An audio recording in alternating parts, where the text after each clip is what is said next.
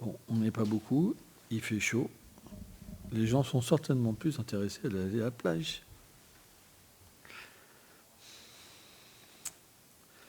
Donc on va lire un verset de la Bhagavad Gita. Yomam pachyati savatram sarvam shammai pachyatim tasyam napanam shamim satcham menapanachati.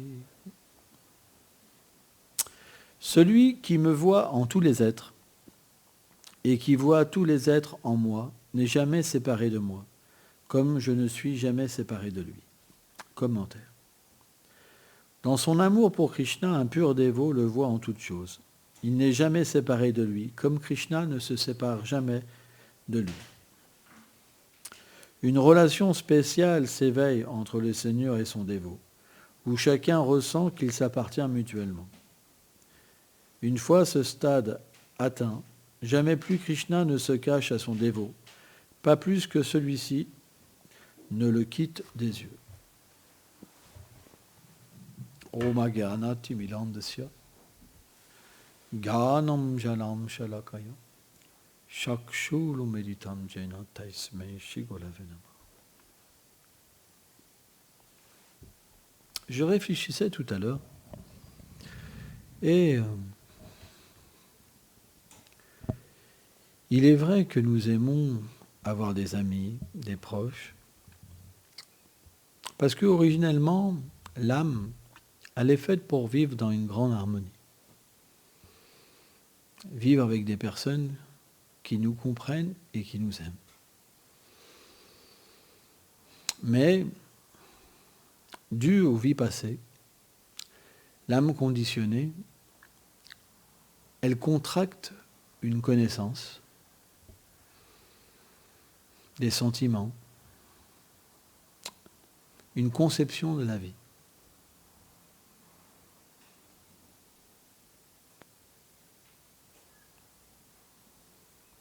Ça va donner quoi? Lorsque j'ai ma conception et que je rencontre une conception qui n'est pas comme la mienne, j'ai deux choix. Je la critique, ou je trouve qu'elle est meilleure et j'évolue.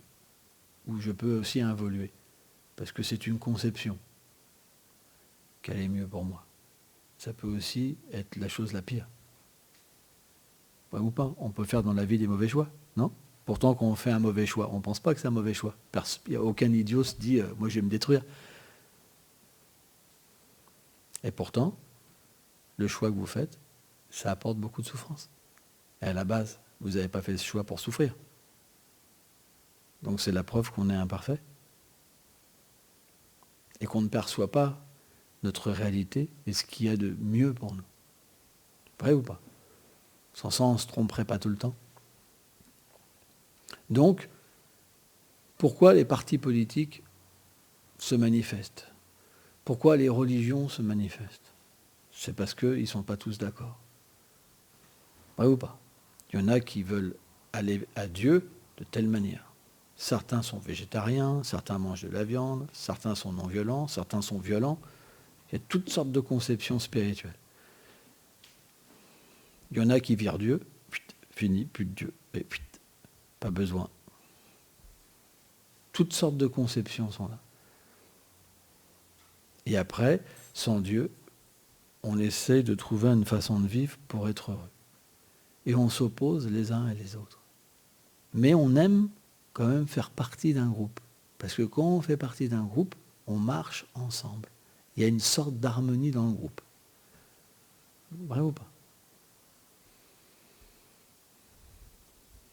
Mais ça n'empêche pas qu'on se bat contre les autres.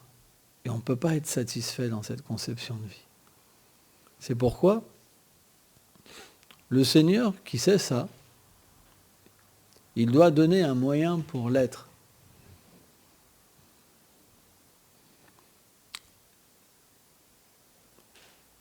De se soigner. Parce que c'est une maladie.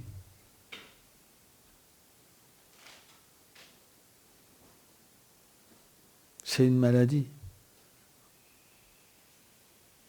Quand vous êtes en disharmonie et que vous ne pouvez pas aimer tous les êtres,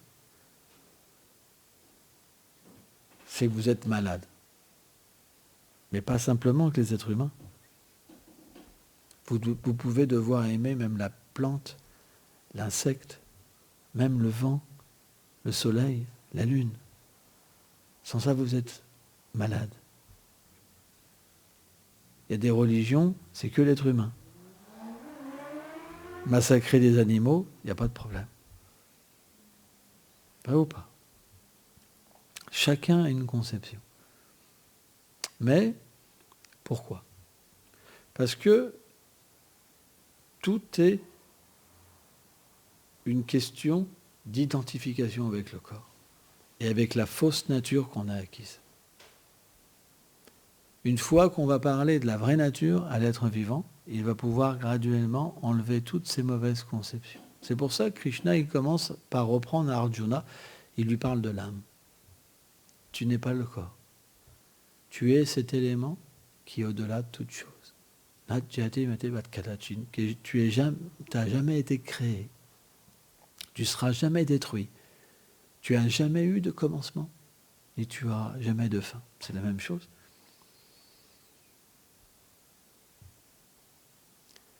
Tu as la même nature que moi.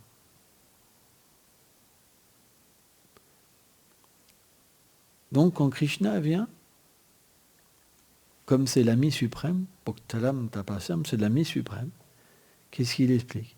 Il explique la réalité de l'être vivant. Mais ce n'est pas évident. Parce que quand vous êtes confronté à cette réalité, ça veut dire que tout ce que vous avez appris, ça ne sert à rien. Tout. Parce qu'une fois que vous comprenez que vous êtes l'âme, le savoir qui entre en vous, il vous fait voir que tout ce que vous avez appris, c'est faux. Et c'est pas facile. Tout est faux. Qui va pouvoir accepter ça? C'est rare. Une fois que cette conception entre en vous, toutes les autres conceptions disparaissent. Toutes. Qui va accepter ça? Krishna a dit, Bahunam Jamte, Paparante, Vasudevan Savde, Samatma Sudurava. Quelqu'un qui, après des millions d'existences, médite sur cette réalité. C'est pas si simple. C'est une énorme qualification. Plus aucun attachement. Plus aucune mauvaise conception. Parce qu'il voit la vérité. La vérité, Krishna s'est révélé à lui. Krishna est dans son cœur. Il est attaché à Krishna comme Krishna est attaché à lui. C'est ce qu'on appelle le vrai amour. Mais la différence, c'est que Krishna, il n'est pas limité. Il est sans limite. Il dit, Ham Savasya Prabhava, tout émane de moi. Est-ce que moi, je peux dire tout émane de moi? Si je suis fou, ouais. J'ai vu ça une fois, un yogi, il disait, je suis le vent, je suis ceci, je suis cela. C'est misérable de dire, il faut être fou.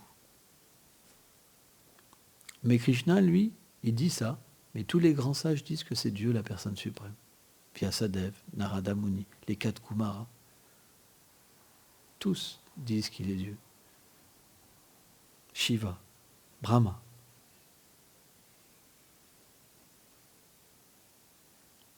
Brahma, il glorifie Krishna. Et Ishvaras, Parama Krishna, Satchitananda Viglaham, Maladhyadi Govinda, Savaknam Karanam. Tu es la cause de toutes les causes. Ton corps est Satchitananda. Fait d'éternité, de connaissance et de félicité.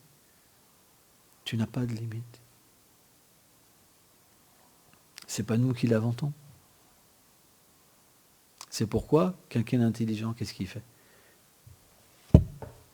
Il apprend qui il est à travers la Gita. Ce savoir-là, il vous donne directement la réalisation. Dès que vous l'acceptez, vous voyez au fur et à mesure. Alors, vous me dites, mais alors pourquoi il y en a qui le lisent et ça ne leur arrive pas? C'est une question de foi. L'amour, ça veut dire la foi. Quand vous aimez Krishna, vous avez foi dans ses paroles, et automatiquement, votre nature, elle change. C'est pas compliqué, c'est tellement simple, c'est qu'une question de foi. Qu'est-ce que c'est la foi? La foi, c'est de savoir qu'on est un associé du Seigneur. Dès qu'on pense qu'on a notre rôle dans le monde matériel et qu'on veut faire le beau, alors on est déconnecté. On n'a pas foi. C'est pourquoi c'est pas facile d'avoir la foi.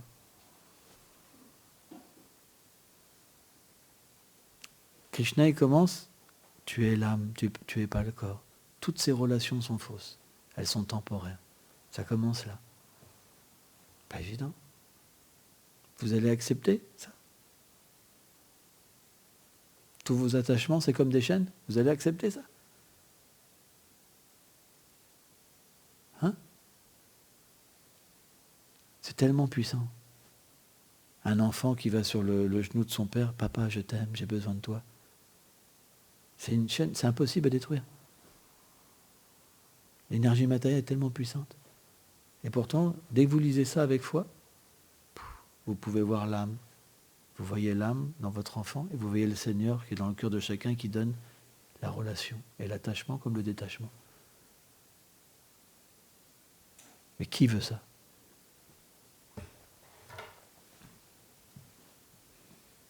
Il en faut des voyages pour ça. Dans ce monde, ils veulent juste faire leur philosophie. J'ai la connaissance. Moi, je vois. Qu'est-ce qu'on voit? Qu'est-ce qu'on peut voir avec des yeux qui ne peuvent même pas voir dans la nuit? Avec cette intelligence, par exemple, les scientifiques, ils veulent voir il y a des milliards d'années. Si vous leur demandez à la seconde près ce qu'ils ont fait la semaine d'avant, ils ne savent même pas. Il y a 6 mois, ils ne savent même pas. Il y a 1 an, ils ne savent pas. Il y a 10 ans, ils ne savent pas. À la seconde près, ils ne savent pas. Mais ils veulent prédire ce qui s'est passé il y a des milliards d'années. Mais c'est balèze. C'est pourquoi l'âme conditionnée, elle a 4 imperfections. Elle a des sujets à tromper autrui. Ils ne savent même pas qui ils sont, mais ils veulent faire apprendre aux autres. C'est pourquoi c'est un monde étrange. Mais lorsqu'on reçoit une connaissance authentique, on s'extirpe de toutes ces connaissances-là et on observe ce monde. Et c'est vraiment étonnant. C'est un monde, mais étonnant. C'est inconcevable. Les gens souffrent tout le temps, mais ils ne veulent pas sortir de leur souffrance. Même pire, Brahma dit que les êtres humains, ils pensent que leur souffrance, c'est le bonheur. Ils sont esclaves. Ils sont obligés d'aller travailler, obligés de faire ceci, obligés de faire cela. C'est de l'esclavage.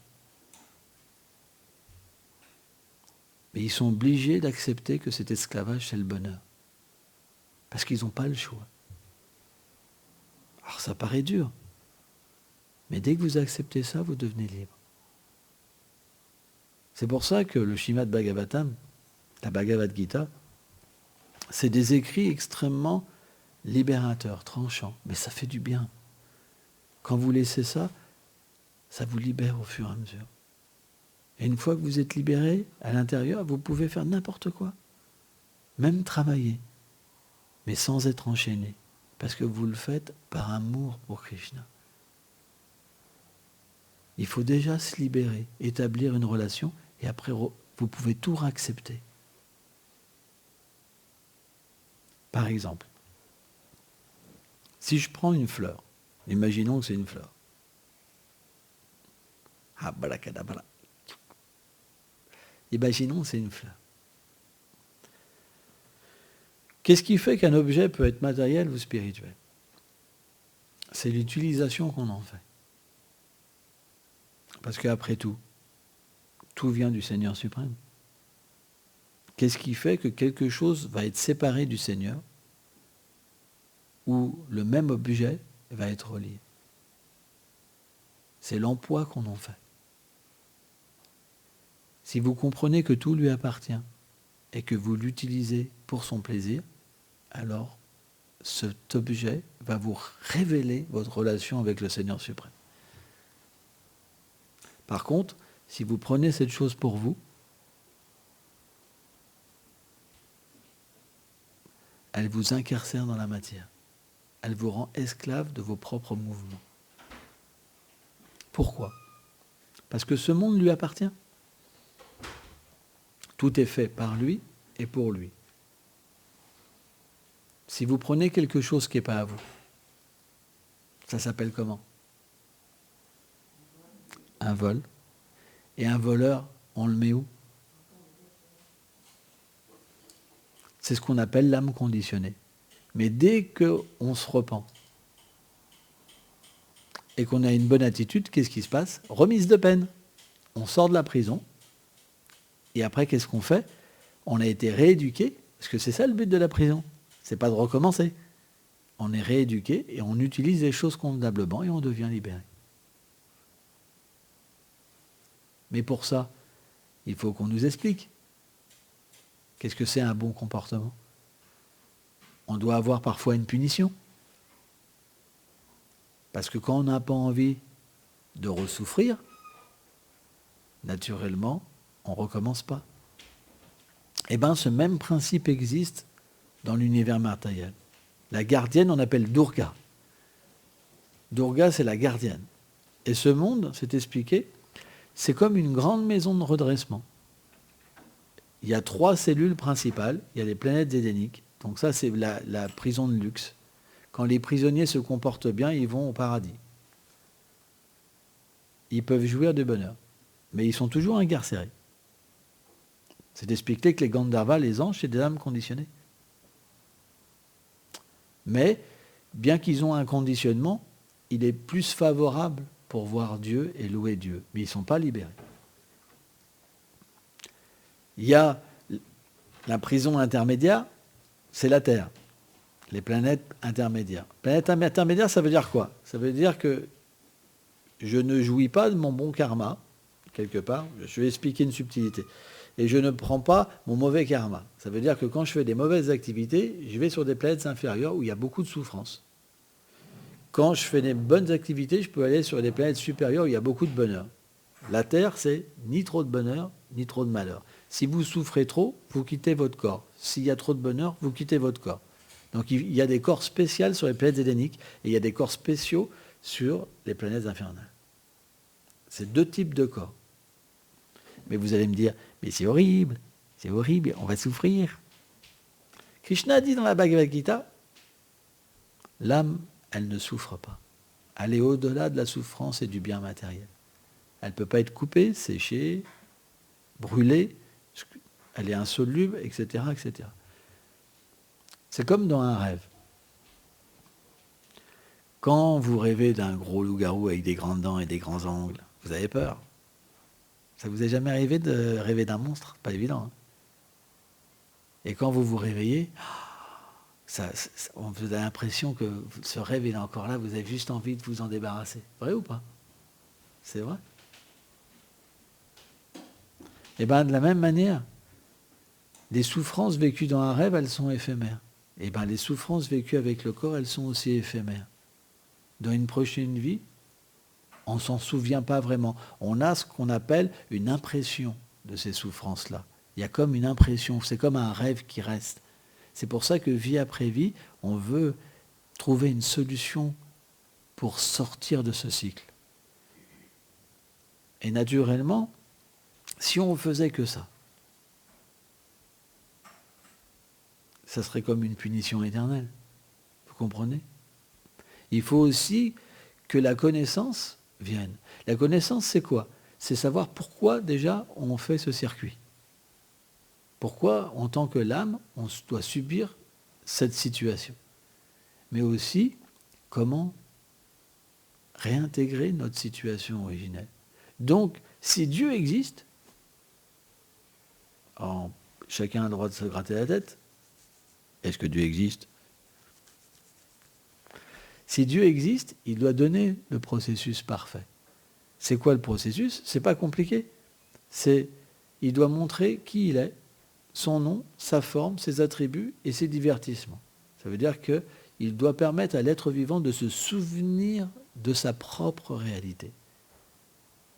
C'est pourquoi la religion éternelle, ce qu'on appelle le Sanatana Dharma, c'est simplement une méditation sur la réalité éternelle du Seigneur, et cette méditation va éveiller notre propre réalité.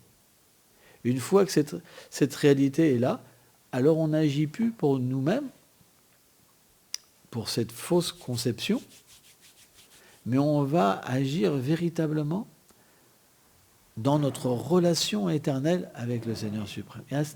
Et à partir de là, on devient libéré. C'est fini. On n'engendre plus de conséquences, ni bonnes, ni mauvaises.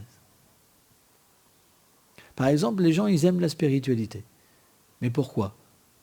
La plupart du temps, c'est pour se gratifier les sens ou sortir de la souffrance. Mais ils n'acceptent pas une spiritualité pour se libérer. C'est extrêmement rare. Qui accepte une spiritualité pour comprendre qui il est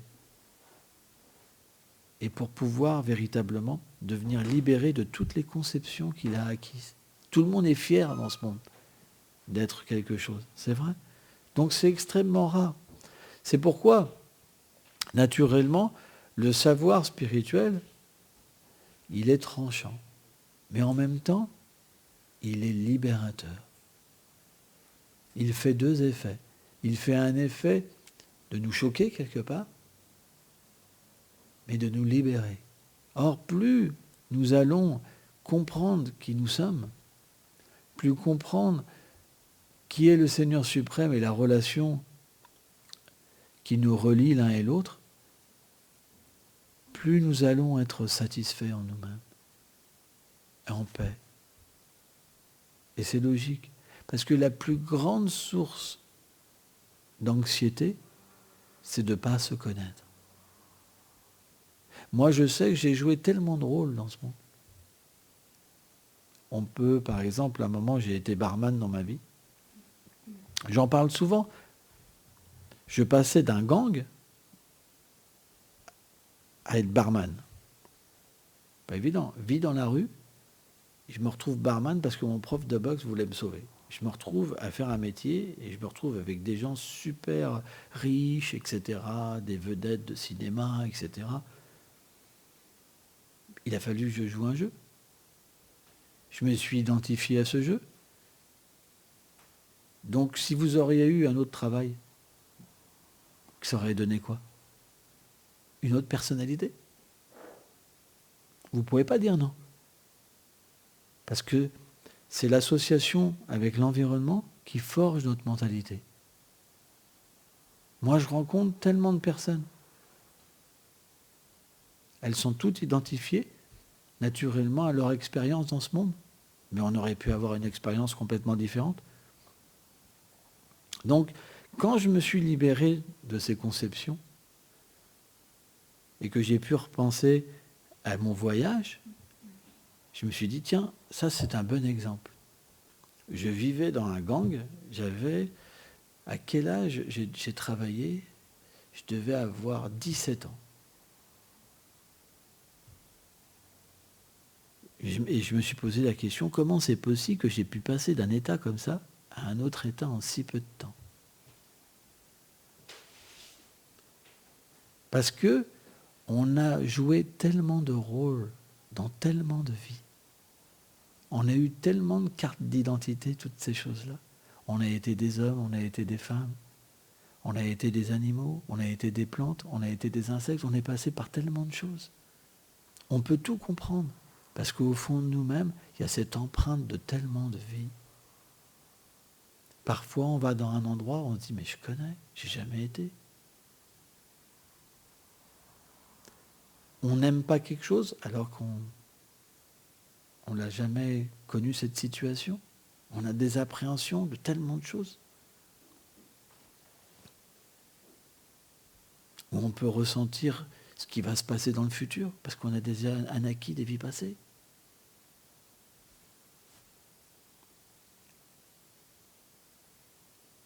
Tous ces résultats de nos vies peuvent nous amener à tellement de sortes de conscience. Mais tout ça, ça change. C'est temporaire. Donc, la véritable connaissance, elle doit nous offrir une chose. C'est cette réalité qui ne change pas. Une fois que vous l'avez atteint, vous êtes complètement paisible. Vous avez pu approuver à qui que ce soit quelque chose dans ce monde. Je vois par exemple des trucs tout bêtes, mais on doit tellement rendre de compte à tellement de gens dans ce monde. On est tellement esclave de toutes choses. On ne s'en rend pas compte parce qu'on a un conditionnement. Mais si on pouvait sortir de notre conditionnement et nous observer, ben je peux vous dire que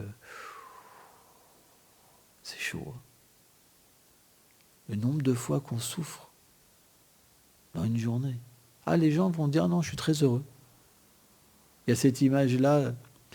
Je me rappelle, j'avais un swami qui avait donné une classe. Il avait un super ami. Il avait eu un accident. Il était plâtré de la tête aux pieds. Il avait juste ça, comme ça. Il est venu me voir. C'est impressionnant. Ça. Il lui dit, ça va? Il dit, oui, oui, ça va bien, tout va bien, t'inquiète. Pourquoi? On ne veut jamais accepter notre défaite. On lutte avec le Seigneur suprême. Et il est là, il attend. Quand on est intelligent, naturellement, on va demander de l'aide. J'en ai marre de me battre. J'en ai marre de faire croire que je suis puissant, d'argumenter.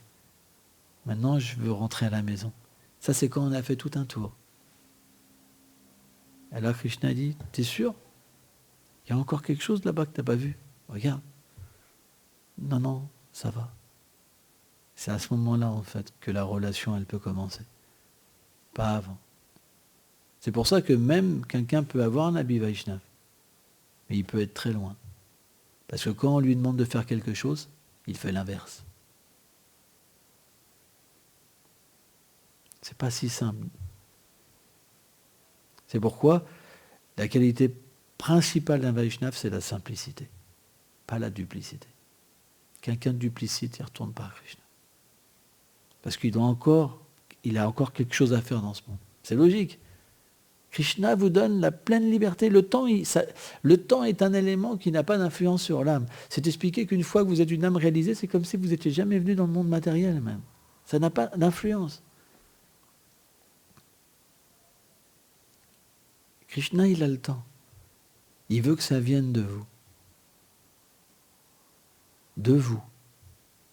Pas lui. Il ne vous forcera jamais. Il vous donnera la liberté encore et encore et encore. Il vous dira, t'es sûr? Regarde là-bas, regarde là-bas. Il peut tout donner. Le moins de désir que vous avez, il peut tout donner. Il est Dieu. Tout doit exister. Il peut tout combler. Prahlad Maharaj, dans le 5e chant de Bhagavatam, il dit, ton divertissement, Nishingadev, c'est de combler tous les désirs. C'est pas des blagues, attention. C'est pour ça qu'Opa Goswami, il explique que si tu as désir, ne tourne pas ton visage vers Krishna, parce qu'il va te captiver. Une fois qu'il te captive, c'est fini. Tout va paraître trop petit, trop petit, trop petit, trop petit, trop petit, trop petit. Et à la fin, plus de désir. Zéro. C'est très puissant. Krishna n'est pas une petite personne. Il est très puissant, mais à la fois, il est tout amour. Il est l'ami, il est la personne qu'on cherche. Quand on parlait à quelqu'un, on lui disait « Je t'aime, ne me quitte pas, j'ai confiance en toi ». On a toujours recherché cette personne-là. Combien de fois on s'est fait avoir? Combien de fois on a cru trouver cette personne? Et puis d'un seul coup, c'est pas comme on veut. Parce que chacun est limité.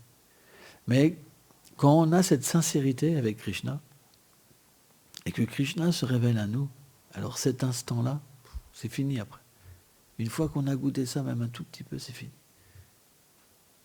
Vous voyez l'autre qui va arriver là, vous dire je t'aime, vous allez sourire. Vous allez sourire. Parce que personne ne pourra plus vous reprendre et vous ramener à une conception tellement petite de la vie.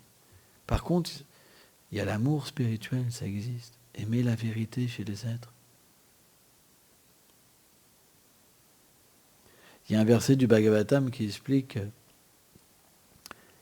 aimer une âme libérée, un Vaishnav, c'est la libération. Aimer une âme conditionnée, c'est l'empêtrement matériel. Parce que dans l'échange de cœur, on reçoit les qualités et les défauts des êtres. Or, un Vaishnav, il n'a pas de qualité matérielle ni de défaut matériel. Il a juste Krishna et l'amour pour Krishna. Donc si vous aimez un Vaishnav, c'est obligé que Krishna vienne vous chercher. Mais attention, si Krishna vient vous chercher, tous vos plans ils tomberont à l'eau. Parce que quand Krishna veut s'occuper de vous après, c'est expliqué, Chaitanya Mahaprabhu, il dit, tout le monde vous rejette. Krishna vient vous sauver comme ça. C'est la nature de Krishna. Parce qu'il sait que, à moins que tous les êtres vous rejettent, vous ne pouvez pas être sauvé. Parce que vous aurez toujours un motif, quelque chose dans ce monde, un lien avec ce monde.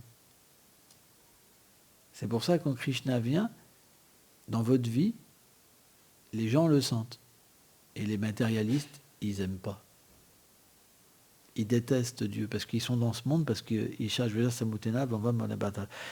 sont dans ce monde parce qu'ils ont de l'aversion et le désir pour être Dieu.